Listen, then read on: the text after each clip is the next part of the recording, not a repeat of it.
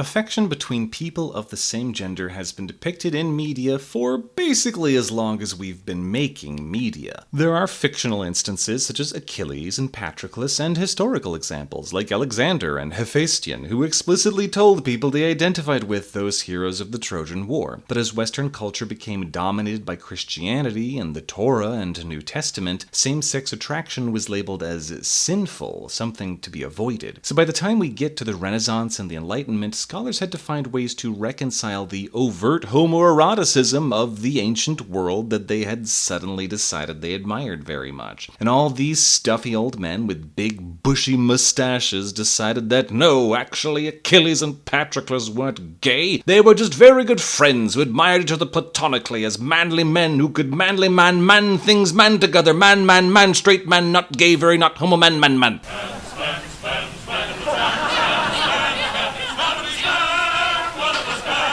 This wasn't limited to the boys either. Sappho, despite lending her name to one of the modern words for lesbian, was just really good friends with those ladies she admired. Alexander and Hephaestion weren't gay, they were roommates. And they were roommates.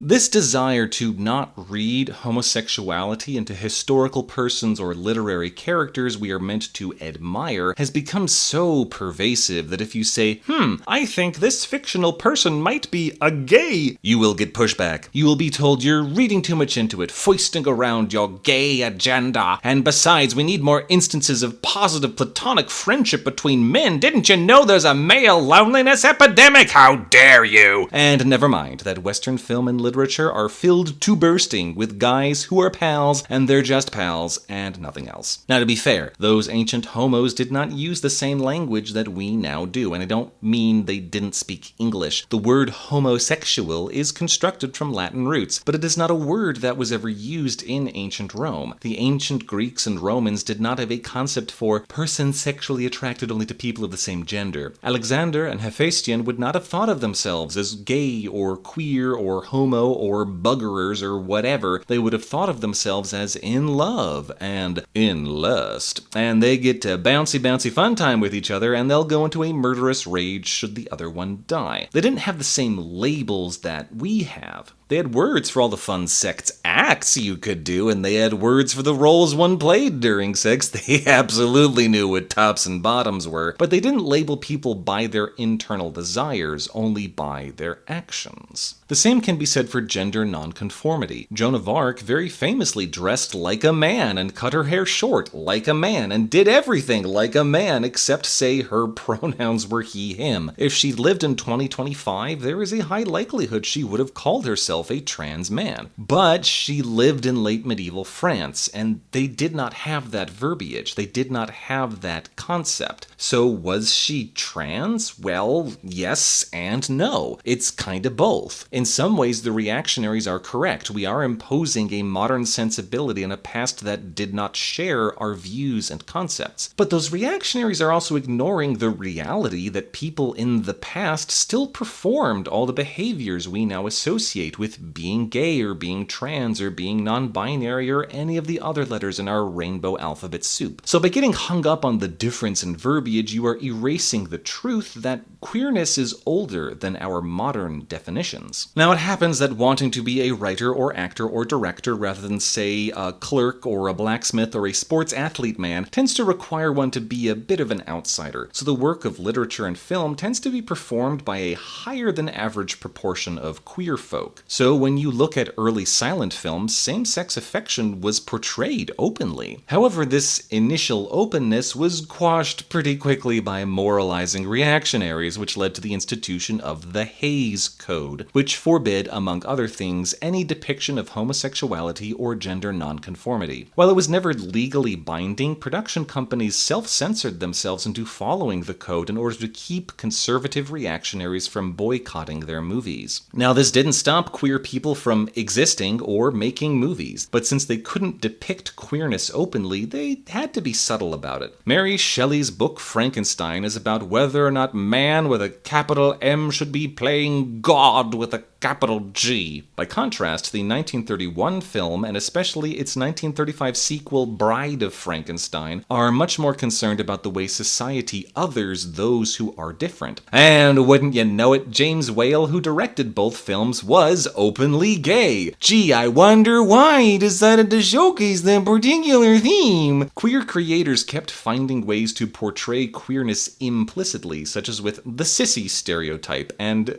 Peter Lorre almost filleting his walking stick. Filmmakers kept pushing the boundaries of the Hays Code as far as they could until finally it was shattered entirely by Some Like It Hot in 1959. Every girl in my band is a virtuoso, and I intend to keep it that way.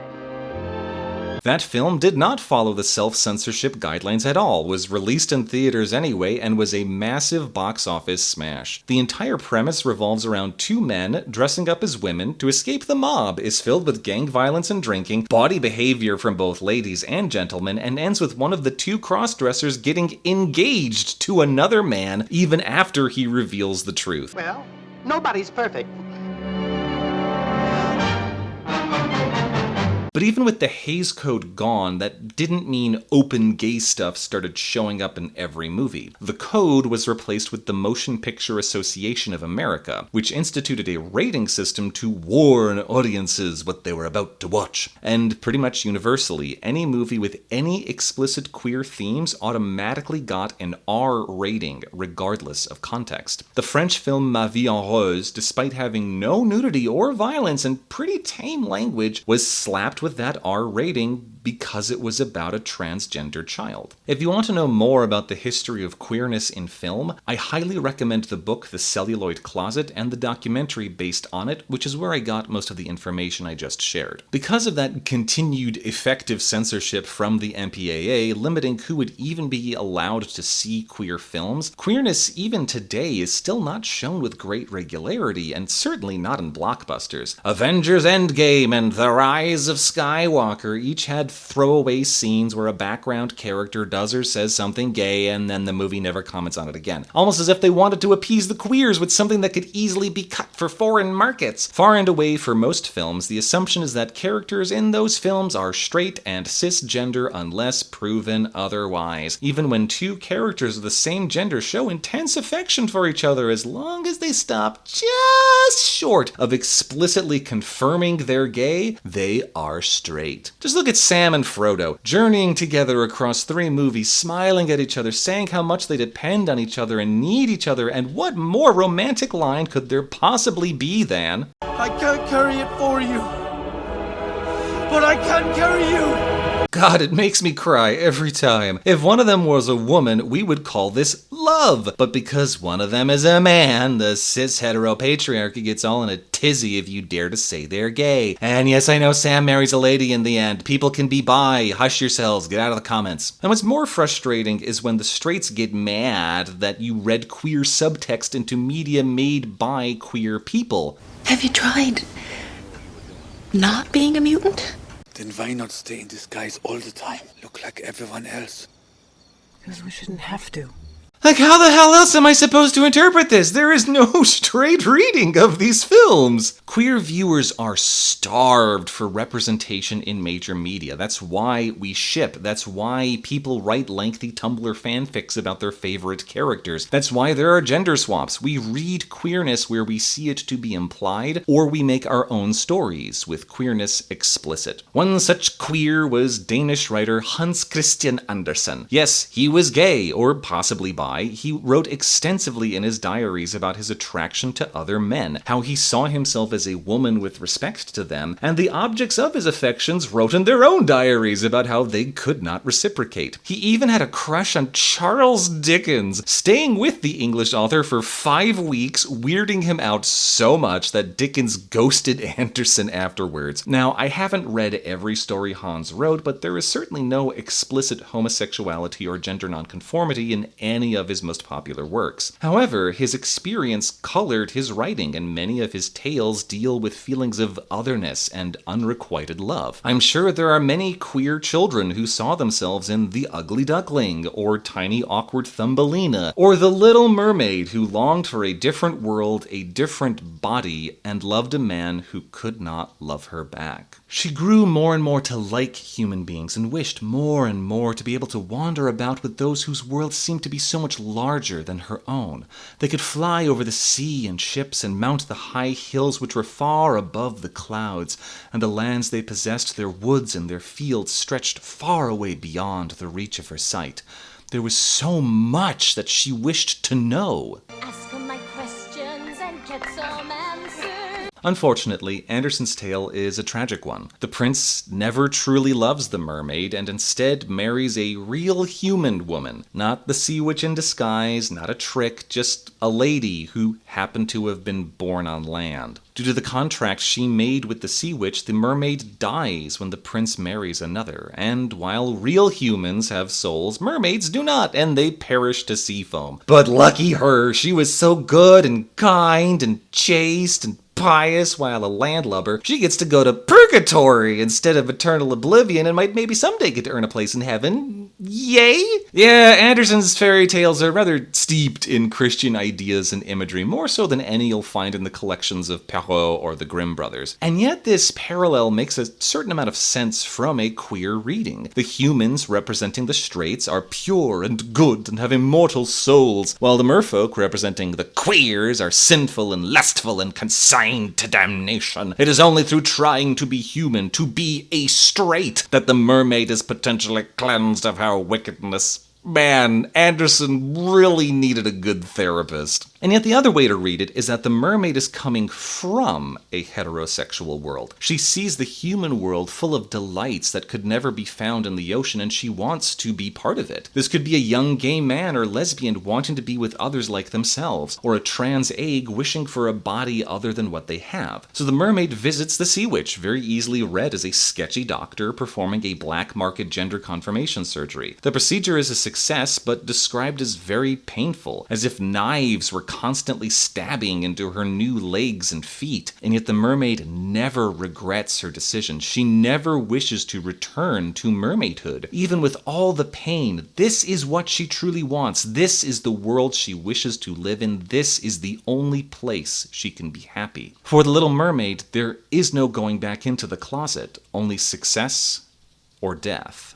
Now I know what some of you are already grumbling to yourselves, if not already typing a comment for, "Weirdo, it's a girl who loves a boy, that's straight, you're an idiot, you're reading too much into this." To those of you who think this, I am imploring you to think and read critically, and to be open to analogy and metaphor. In the 1800s, Hans Christian Andersen would not have been able to write a story about a man who falls in love with another man and they kiss and fuck and get married. That would not have happened. The social mores of the time would not have allowed such a story to be published, let alone widely distributed. So if Andersen intentionally or subconsciously wanted to write a story about his unrequited love for other men and how that made him feel, I think it's well within the realm of reason to think he might have written about a fish girl falling in love with a landman. Because explicit depiction of homosexuality has for so long been forbidden, queer reading lies almost entirely in the margins, in the implied, in the context of what we know about the author. And if you think about The Little Mermaid from that perspective, you will find that it is very, very gay. Surprisingly, The Little Mermaid was one of the stories Walt considered adapting right after the success of Snow White. Danish illustrator Kay Nielsen made some gorgeous concept art for it. However, when Disney got drafted into making propaganda during World War II, as well as the loss of European markets, the project got shelved indefinitely, and Walt never gave it another look during his lifetime. So it was purely by coincidence when Ron Clements, after giving the fairy tale a read in a bookstore, proposed that Disney make a feature based on The Little Mermaid at Jeffrey Katzenberg's Katzenberg's Gong Show in 1985. As I said in the previous video, that pitch was initially rejected, but after Jeff actually read the treatment, he signed off on it. And The Little Mermaid was greenlit as the studio's next film after Oliver and Company. Now, Peter Schneider, Katzenberg's underling who was in charge of feature animation, had not liked the cabaret-style music of Oliver and Company, where each song had a different composer. For The Little Mermaid, he wanted a singular vision to guide the music. To fulfill this, he made what is perhaps the single best decision either he or Katzenberg ever made. He hired Howard Ashman. Ashman had helped write the song Huey Lewis crooned over Oliver and Company's prologue.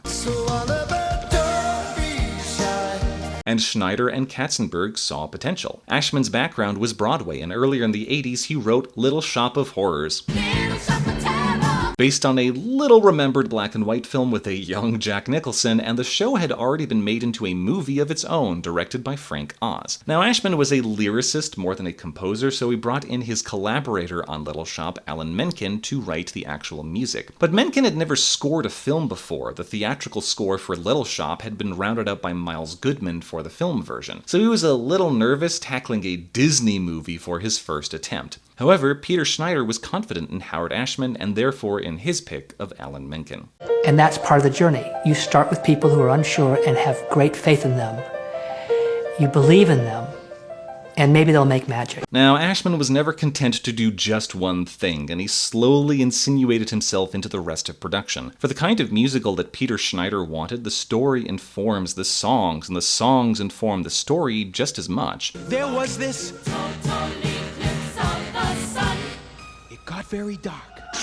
So Ashman ended up as a co-producer of The Little Mermaid and essentially a co-writer, and his influence can be seen throughout. Jodie Benson was cast as the main character after performing in another of Ashman's shows, and the crab sidekick Sebastian, who was initially a stuffy British guy, was changed to having a Jamaican accent on Ashman's suggestion. What I love about that particular decision is that Sebastian is not a caricature. He doesn't wear Bob Marley dreadlocks or anything. He's a stuffy court composer who just happens to have a Jamaican accent. I should be writing symphonies, not tagging along after some headstrong teenager. Ashman also coached the voice actors just as much as Ron Clements and co-director John Musker, giving extensive instruction on how to perform his songs. The Sea Witch Ursula had been written with B. Arthur in mind, but Arthur turned the role down, and eventually Broadway legend Elaine Stritch was cast. However, Stritch and Ashman did not get along, and she was replaced by Pat Carroll. Ursula's visual design, quite famously, is based on Divine, the drag queen that starred in several films made by John Waters, who had grown up in Baltimore around the same time as Ashman. Ursula, in fact, went through quite a lot of visual development before they settled on the chubby octopus lady we all know and love. But the music needed animation to go with it, and in particular, the titular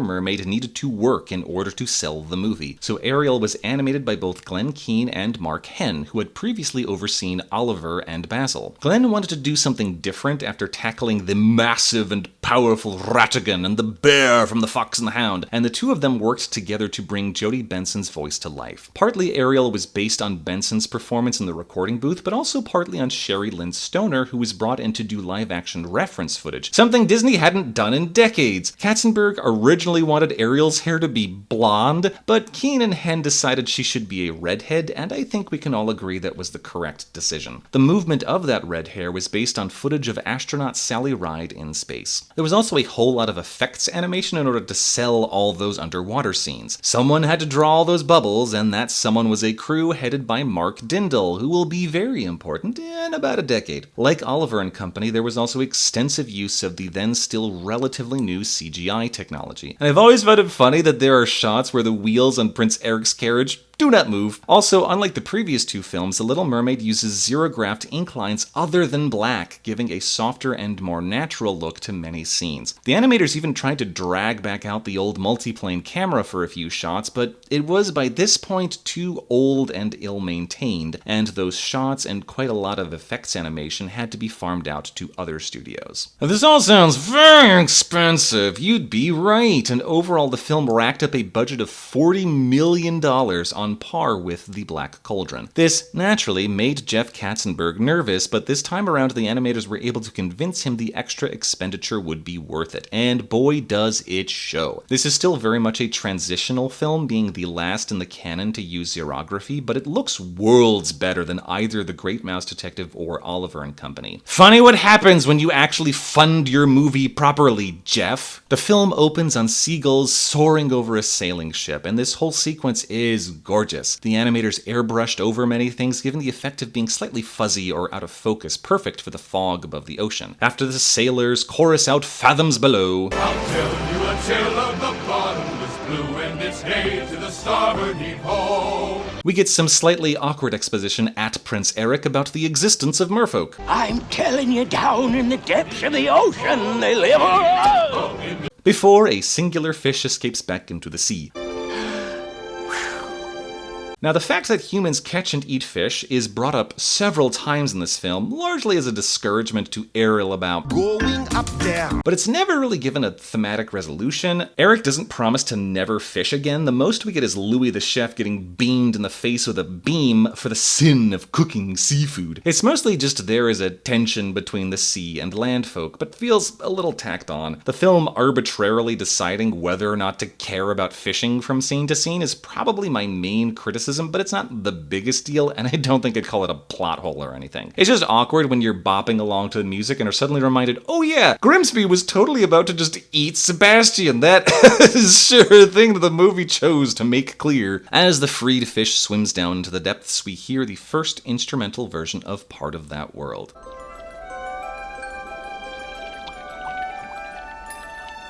This is really where the film makes clear this is going to be something different, something special. Alan Menken's score is gorgeous, as is the sumptuous underwater animation that accompanies the credits, showing us the marine kingdom of the merfolk. As the overture ends, we move into the palace, where King Triton is introduced with great fanfare, and his right-hand crab, Sebastian, gets a commensurate entrance. Triton, feudal lord that he is, has commissioned a cabaret starring his own daughters to sing about how amazing he is. Great Father who loves us and named us well. What a guy! Of course, one of those daughters is a no-show. Sebastian, this is why you have a call time. You make sure everyone is there before the performance starts, and you have understudies. You might be a genius composer, but you really need a stage manager. Ariel! So what is the Littlest Mermaid getting up to instead of Her musical debut. Why, she's poking around shipwrecks, of course. This being Disney, she is given the standard princess animal sidekick, here a fish named Flounder, despite being as far from flat as a fish can be. Ariel, I can't. It is interesting how this fish is supposed to be her best friend, yet for the second half of the film, he's largely replaced by Sebastian because, being a fish, he can't follow her onto land. Damn it, I'm nitpicking. Don't be such a guppy. Anyway, the two of them poke around the sunken vessel grabbing human stuff. Have you ever seen anything so wonderful in your entire life? Honey, your father has one of those. You know what a fucking fork is. Oh, oops, there's a shark. Action scene. I do appreciate that Ariel is allowed to display some cleverness with how she traps the shark in the anchor. Good, good. Also, in the coming years, we are going to be inundated with protagonists whose main flaw is clumsy. And I like that Ariel is more fleshed out than that. She's curious, she's sassy, she's sarcastic, she's headstrong. Her flaw is that she's impulsive, which is very realistic for a teenager. I'm 16 years old. I'm not a child. Yes, you are! Shut up and drink your Pedialyte. Anyway, Ariel still doesn't recognize a miniaturized version of her dad's trident, so off she goes to Scuttle, voiced by the ever-delightful Buddy Hackett. Shapoopy, shapoopy, shapoopy. Sorry, wrong movie.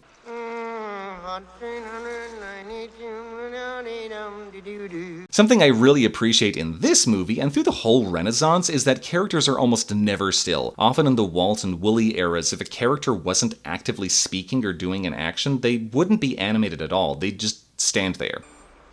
Very boring. But for instance, in this scene, Ariel and Flounder are active listeners, their faces reacting, breathing, blinking. It's much better this way, and I very much appreciate the extra effort the animators made for this. Of course, mention of music reminds Ariel what her ADHD brain forgot. My father's gonna kill me. And off she goes back to Atlantica, observed by this evening's hench creatures, Flotsam and Jetsam. Now, I said in the previous video that I thought Sykes made a very effective villain, but he's not really a character. He's more just an obstacle for the heroes to overcome rather than a person with thoughts and desires of his own. Ursula, by contrast, is given plenty of room to showcase her motivations.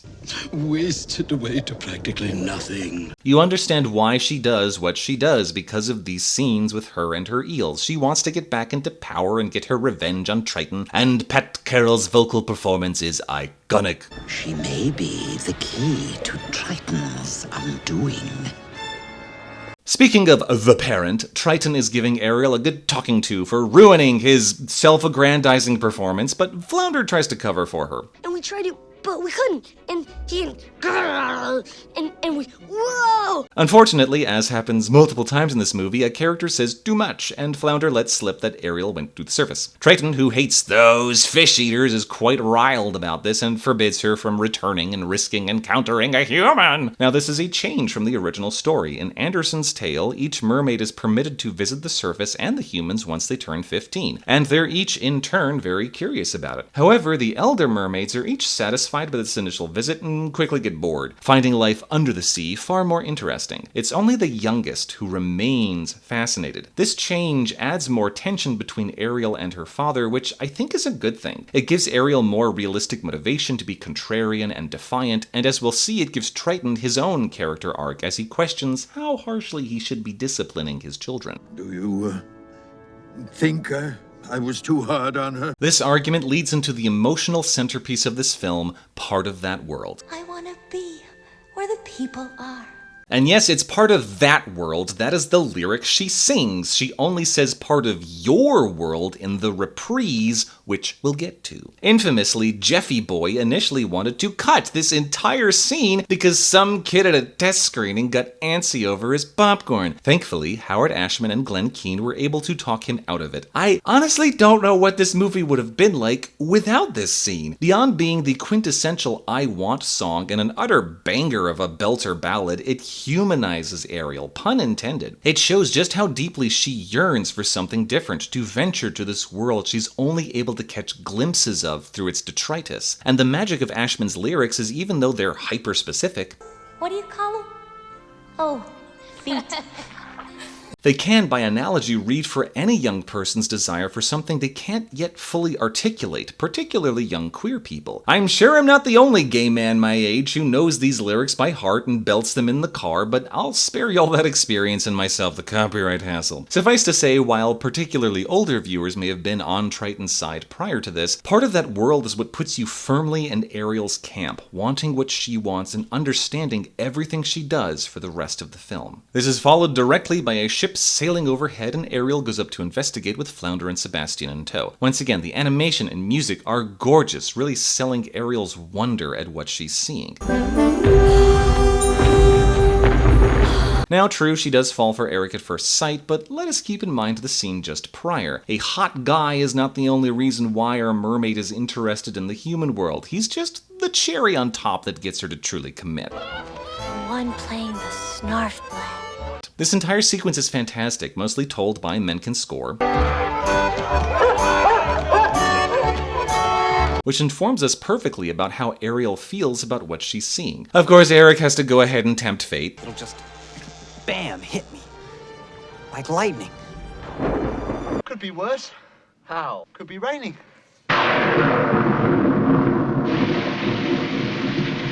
The storm is exquisite. Seriously, one of my favorite pieces of animation. I do find it funny that while Grimsby tries to save the massive statue, Eric saves the dog. Of course, when the ship blows up, that means Ariel has to save him. And once he's safe on the beach, she's able to get up close and personal with him, and there is now no going back.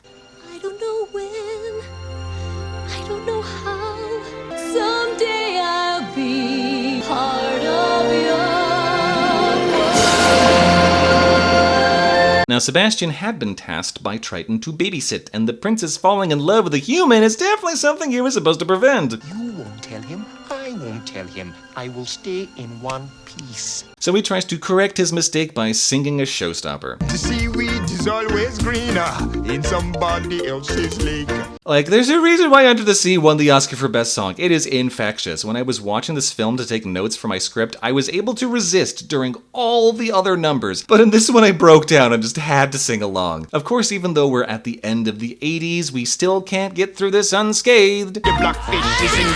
Okay, and this is definitely less bad than some of the earlier offenses of the canon, but it's still a stereotype, and the people involved should have known and done better. Despite that singular questionable line, this song is great, and you just can't help but laugh when it ends and Ariel is just gone. Somebody's got to nail that girl's fins to the floor.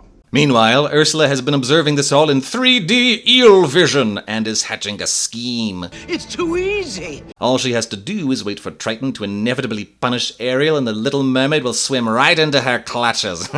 We'll check in on that in a bit. First, we have to watch Sebastian report back to the king. Yes. Yes, Your Majesty. This is another instance of people accidentally giving away too much info. Triton merely suspected Ariel is in love with someone. It's the crab who confirms he's a human. Who said anything about humans? Naturally, this results in Triton forcing Sebastian to show him Ariel's museum of trash, which causes him to flip his shit, especially after Ariel confirms she's in love with a landlubber. So be it.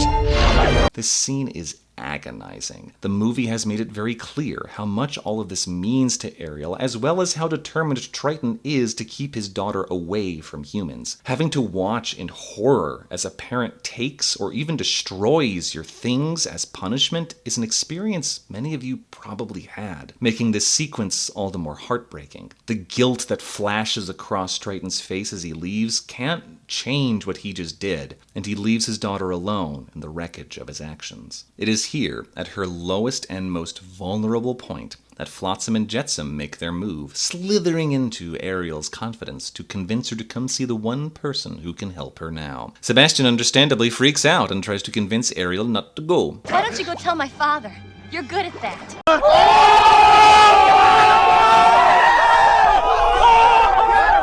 But to his credit, the crab doesn't abandon her or tattle, but follows to try to help as much as he can. Come on! It's honestly fascinating how much this film takes from the original story and gives it new context. The polyps that grab at Ariel are from the fairy tale, but the film expands on them, telling us they were once other merfolk who made the mistake of dealing with Ursula. Damn, I didn't even take notes for this scene because it's just so fucking good. The sea witch is right down to business and moves quickly into her showstopper, Poor Unfortunate Souls. This might honestly be my favorite number from Ashman and Menken as a duo. It has a clear and memorable melody and incredible wordplay in its lyrics. They weren't kidding when they called me, well, a witch.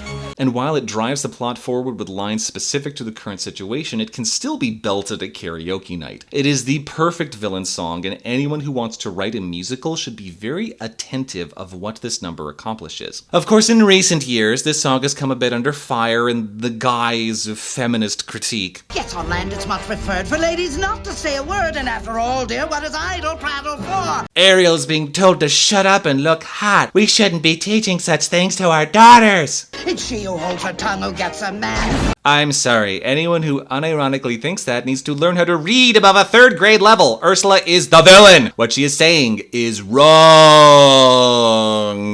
The sea witch is telling our girl to be a literal dumb blonde because that's the only way she can get the prince to like her. But as we see in the rest of the movie, that is decidedly not the case. Ariel gives up her voice to show young girls what not to do. We are about to witness the consequences of rendering yourself mute in order to try to appease the patriarchy. And let's not forget our queer reading. Remember that? The topic of this video? Ursula is offering to change Ariel's body to better suit her preference and requires her voice in exchange. Trans people are very sensitive about their voices and often go through rigorous voice training in order to sound like their preferred gender. Hormones will only get you so far, particularly for trans women. Trans men are a little luckier as adding testosterone to your body will absolutely drop your voice, but estrogen can't really reverse what testosterone has already done. And even trans people who are all in on hormones and even surgery will often hesitate over changing their voice. There are trans opera singers who forego hormones for fear of how that will affect their ability to sing. Your voice is literally how you communicate to the world, and it is an intensely personal part of you, perhaps even more so than your genitals. And despite that, many trans people are perfectly willing to give up the voice they were born with in order to become the person they've always wanted to be. Ariel, seeing her legs for the first time, is pure gender euphoria. They may have cost her her voice, and she might be a little wobbly on them at first, but there's no going back. This girl has no regrets. But Sebastian is still concerned about what her father will think and is already coming up with plans to undo this when he sees the look on Ariel's face and for the first time actually understands her. This whole time he's been focused on doing what Triton told him, on trying to convince Ariel to be a good little mermaid and stay in the ocean. It is here that he finally takes into account what Ariel wants, and he realizes what returning to the sea would do to her. Just be miserable for the rest of your life. That line was added by Howard Ashman. It's the little touches he brought to this film that really elevate it. After Scuttle dresses her in a discarded ship's sail, which, now that I'm thinking about it, is probably from Eric's own ship that we watched get wrecked over here, the prince himself comes round the bend. I love that Max, his dog, immediately recognizes Ariel because of course he does. She smells the same even if she can't talk. Eric at first thinks he recognizes her, but upon realizing she's mute, becomes disappointed. Now at first blush, this could be seen as shallow or anti-disabled, but I invite you to think about it for a moment. Eric wants a woman with a voice, someone who can speak for herself. It was Ariel's voice that he fell in love with. He pretty much immediately proves Ursula wrong, which is the entire reason why Ursula took Ariel's voice in the first place. If she'd been able to speak and sing, Eric would have immediately recognized her. Being without her voice doesn't help Ariel, it hinders her, and the film makes that pretty explicit. Eric introduces Ariel to the others in the castle, including Grimsby. It is rather kind. I do love that they bring back the Dinglehopper and Snarflat to show how poorly informed the girl was about humans. But of course, having a guest means a fancy meal prepared by a fancy chef. And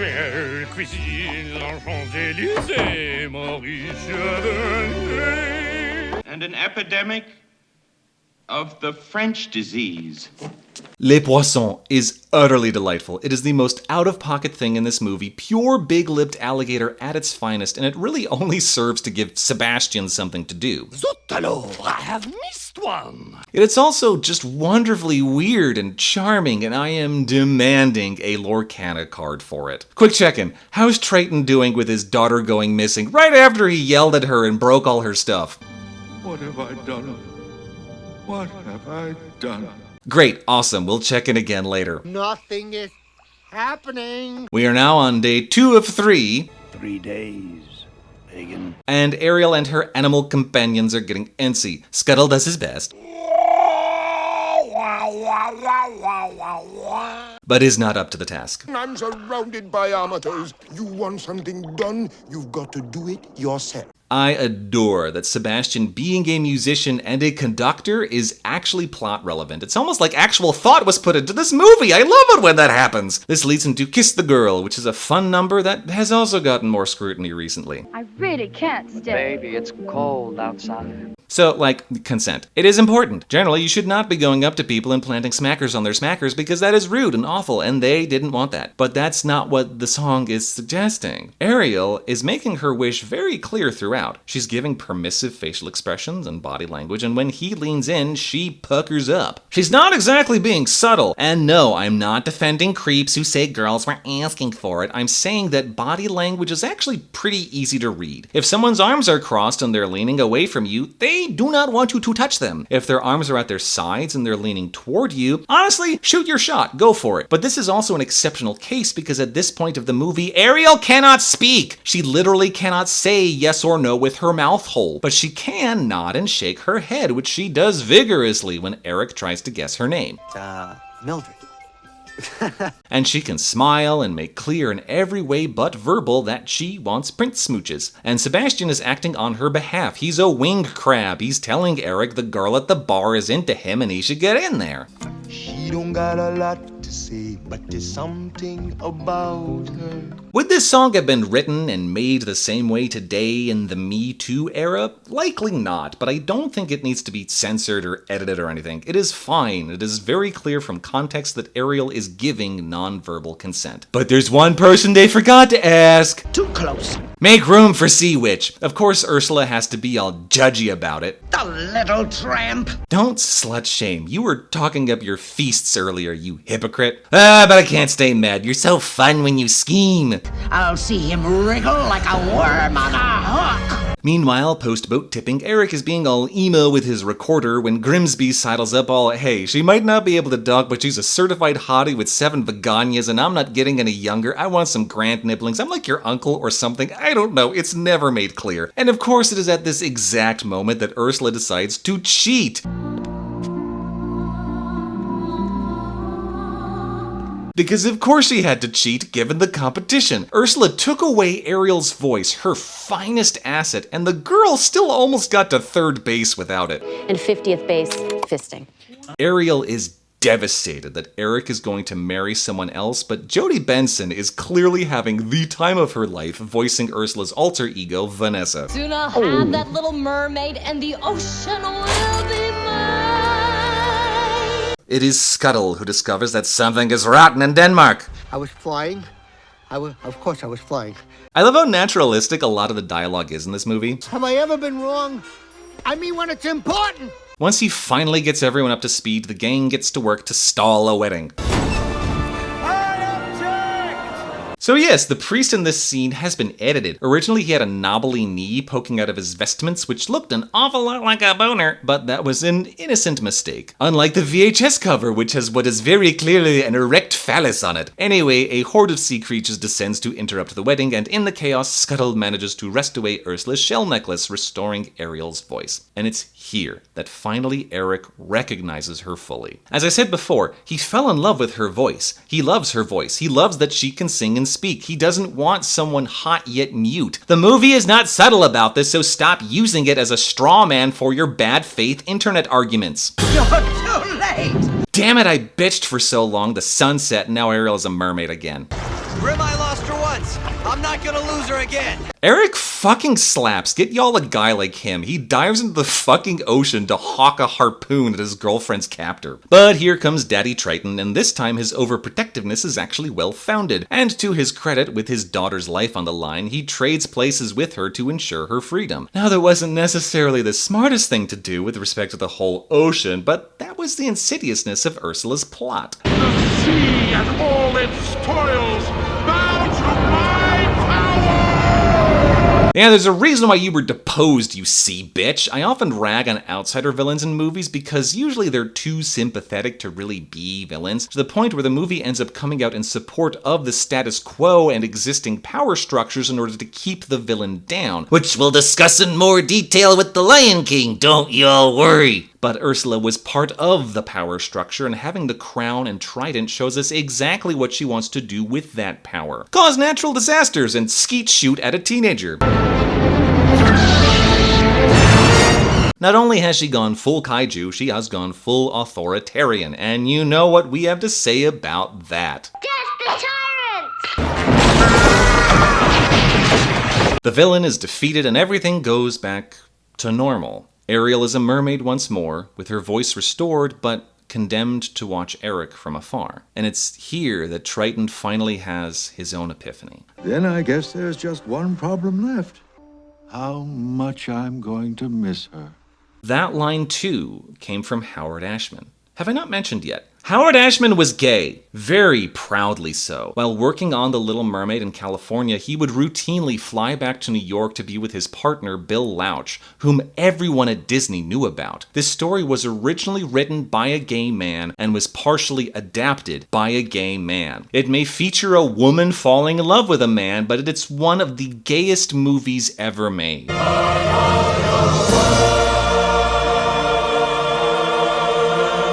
This is one of my favorite films in the canon. Not only does it have gorgeous animation, a stellar musical score, and fantastic vocal performances, it's also just well-structured narratively. In the prior film and several others in the canon, events happen by coincidence for narrative convenience. The characters are just kind of dragged along by the plot. Oliver joins Fagin's dog gang on the same day Sykes shows up to collect. Later, he happens to be found by Jenny. Compared to this film, where every major event is predicated on choices, on actions. Ariel chooses to save Eric's life. Ariel chooses to seek out Ursula and get her some legs. Ursula chooses to set a snare for her. Eric chooses to save her. And in the end, Triton chooses to give his daughter the life she has always wanted. In the past few videos, I have criticized Jeffrey Katzenberg very heavily, and I think rightfully so. And yet, would the Disney Renaissance have happened without him? I love the Scratchies. They're very charming, but Woolly Reitherman wasn't exactly a boundary pusher. While their movies made money, Disney had not had a true chart-topping hit since Snow White. And Jeff, brash as he was, as inexperienced in animation as he was right about one thing. Until his tenure, the Disney studio had been haunted by the ghost of its founder, constantly thinking, what would Walt do? I kept hearing this refrain over and over and over. I said, you know what, we're not Walt. We have to be us. If I'm being honest, neither Walt nor Woolly could have made The Little Mermaid. Not like this. There's an energy and a purpose in this film that none of the prior entries of the canon have truly had. And that resonated with audiences. Jeff feared boys might be scared away from a so-called girls movie, but while The Little Mermaid opened in third place at the box office, it was an instant hit, eventually earning over $180 million in its initial release, dwarfing its budget and the earnings of every other canon film before it, and handily beating Don Bluth's film that year, All Dogs Go to Heaven. Disney was back, but the Renaissance was only just beginning. As I previously mentioned, The Little Mermaid is also particularly popular with the queer community, as are several of the Renaissance films because of how they center identity as a theme. There are lots of little gay boys and girls and young trans kids who saw themselves in Ariel's yearning for a world beyond what she had. I want more. And yet Disney itself often waffles on whether or not to embrace its gay audience. They trot out their first gay character so often it's become a derisive meme. Yet when they put out a film with clear queer themes, they try to downplay it as much as possible. When I saw Luca, a film that is very much a love letter to The Little Mermaid, I felt intensely seen to the point of tears. This was the gay cartoon I didn't know I had been longing for my entire life. Yet during all the press for it, Disney Corporate made sure to say that no, absolutely no queer themes to see here, just two straight little boys with a platonic friendship. They're just pals, and that's it. Sure, the film about the sea monsters in disguise in a town where the local bully hates sea monsters and wants to kill them, and it turns out that several others in the town are also secretly sea monsters, including a pair of older unmarried women who are totally not a lesbian couple. Sure, Disney, sure. We need to remember that part of why there is so little explicit recognition of queer people in modern Western culture is because it has been systematically erased. During the Holocaust, while far and away most of the victims were Jews, homosexual and non-gender conforming men were also sent to concentration camps, where they were given pink triangles to identify themselves. That pink triangle in later decades was reclaimed as a symbol of gay perseverance and pride. And a lot of the books that Nazis burned were treatises on homosexuality and transgenderism. The Nazis destroyed knowledge about queer people, and it has taken almost 100 years to rediscover and redisseminate that information. And when the concentration camps were liberated while Jews were set free, many pink triangles were kept there